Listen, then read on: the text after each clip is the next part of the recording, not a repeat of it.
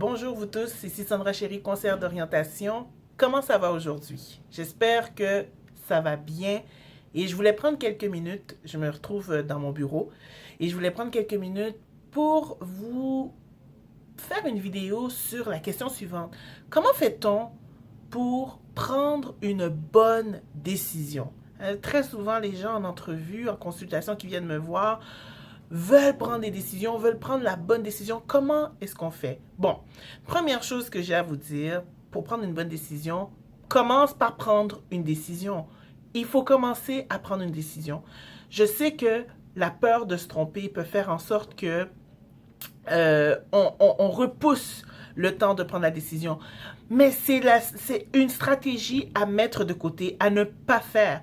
Parce que plus tu prends de temps pour prendre une décision sur une situation qui est importante, eh bien, plus la situation s'aggrave, plus les choses empirent dans le temps. Et plus les choses empirent, plus ça devient difficile de prendre la décision. Et non seulement tu dois prendre une décision parce que les choses ont empiré, mais là, tu as plein d'autres problèmes en plus que tu dois prendre soin. C'est très facile à comprendre, hein? C'est comme si je fais de la cuisine. Quand je cuisine et que j'ai un truc qui brûle, aïe, aïe, aïe, ben, si j'ai pris trop de temps à retirer mon repas du four, ben, je peux plus sauver mon repas parce qu'il est cramé, il est brûlé, il goûte pas bon. Mais c'est la même chose dans la vie de tous les jours. Parfois, on doit prendre des décisions et on attend. Maintenant, attendre avant de prendre une décision, il n'y a rien de mauvais. Mais c'est parce que souvent, l'attente se transforme en évitement.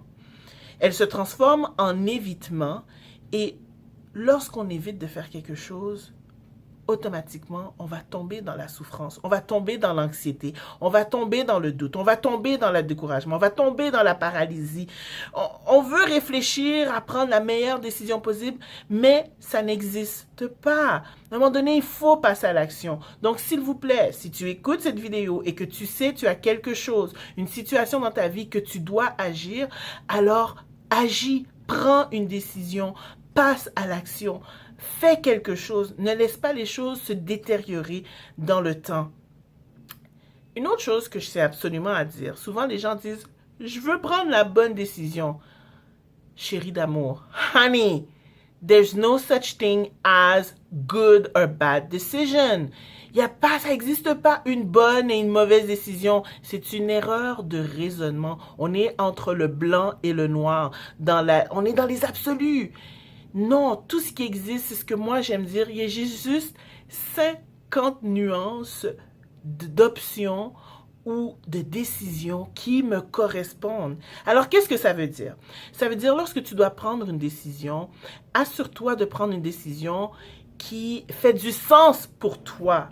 Non parce que les gens pensent que tu devrais faire, non parce que tu penses que toi, tu devrais faire. On n'est pas dans le je dois ou je ne dois pas faire ça ou non, non, non, on est loin de là. Prends une décision qui fait du sens, c'est-à-dire lorsque tu prends cette décision-là et que tu vas à l'intérieur de toi-même, tu sens que c'est la bonne chose à faire. C'est la chose qui te correspond, qui te ressemble, qui est en accord avec ce qui est important pour toi, avec tes valeurs. Et là, tu sauras que tu es sur la bonne voie. D'accord? Donc, prends une décision qui va te rendre fier de toi. C'est-à-dire, si demain, on doit publier cette décision dans le journal, disons, que tu dois expliquer à quelqu'un, oui, j'ai pris telle décision, est-ce que tu es fier de toi? Est-ce que tu es fier de prendre cette décision-là? Est-ce que cette décision-là est une décision authentique, éclairée, qui colle à ta personne? Si c'est le cas, je te dirais que tu es sur le bon chemin. Troisième point, parce qu'en fait, c'était 3 points que je voulais vous partager dans cette petite vidéo que je fais rapidement. Même si je vous dis de prendre une de prendre une décision rapidement, ce qui est important aussi, c'est de prendre une décision éclairée. Qu'est-ce que ça veut dire? Faites des recherches. Fais des recherches. Lorsque tu dois prendre une décision, arrête de parler, de demander conseil aux mauvaises personnes. D'accord? Va chercher l'information auprès des experts. Va chercher l'information dont tu as de besoin auprès des personnes concernées. C'est-à-dire, va parler à quelqu'un qui a déjà vécu ce que tu es en train de vivre, n'est-ce pas? Va parler à quelqu'un qui a déjà été là. Arrêtons d'aller toujours parler, demander conseil aux personnes qui connaissent rien ou qui ont tout simplement pas vécu ce que tu es en train de vivre et qui vont tout simplement te partager leur impression ou leur peur. C'est pas ça que tu veux. Tu veux aller chercher des informations. Donc, de la même façon que je vous disais au début de cette vidéo qu'il faut passer à l'action et prendre une décision rapidement, ben, une fois que tu décides de prendre cette décision-là, va faire des recherches. Va faire des recherches, informe-toi. Et si tu ne sais pas par où commencer, mais va voir un expert dans le domaine qui t'intéresse. Oui, ça peut coûter des sous aller voir un expert. But hey, c'est bien mieux que tu dépenses 100 $ puis que tu fais moins d'erreurs, n'est-ce pas? Que tu t'évites des écueils, que tu t'évites des mauvaises décision.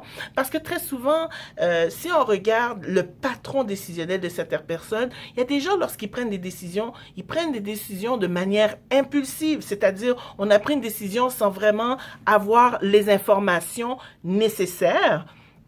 Donc, de manière impulsive, parce qu'on a peur ou sans vraiment réfléchir. Et aller chercher de l'information, ça ouvre ta perspective. Ça te permet de voir qu'il n'y a pas juste option A ou option B. Il peut y avoir option C, option D, option E, option F. Donc, très important, lorsqu'on prend une décision, on essaye d'éviter de prendre des faux choix, de prendre une décision à partir de faux choix, à partir de choses qu'on ne veut pas faire, à partir des choses qu'on pense qu'on doit faire. Ce n'est pas une décision, ce sont des faux choix.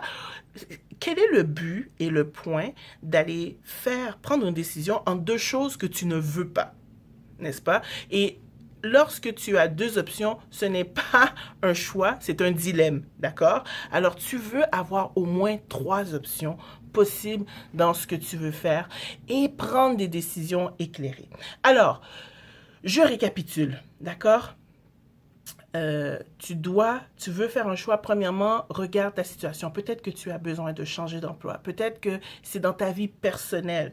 Il y a des choses qui doivent changer, qui ne peuvent plus continuer et persister ainsi. Donc, arrête d'éviter, arrête de remettre à plus tard. Aujourd'hui, décide que tu dois prendre une décision. Donc, prendre la décision qu'il faut prendre une décision, numéro 1. Numéro 2, prends une décision en fonction de ce qui fait du sens pour toi, en fonction de tes valeurs, en fonction de... en te posant la question suivante. Si demain, je devais partager cette histoire, cette décision-là avec quelqu'un, est-ce que je me sentirais fière? OK? Alors, ça, c'est la deuxième option. Et de bien comprendre qu'il n'y a pas de bon ou de mauvaise décision. Il n'y a que des décisions qui te correspondent au moment que tu dois prendre ces décisions-là. Il s'agit de ta vie. Il s'agit de ce qui fait du sens pour toi. Il s'agit de qu'est-ce qui est important pour toi et non de qu'est-ce que les gens disent. Arrêtez de dépendre sur ce que les gens pensent qu'on doit faire, OK? Devenons plus autonomes et allons travailler, développer cette assurance en nous qu'on peut prendre des décisions qui nous correspondent, qui vont nous faire du bien.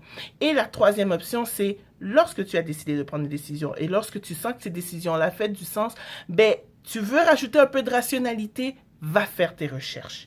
Va faire tes recherches. Va consulter quelqu'un.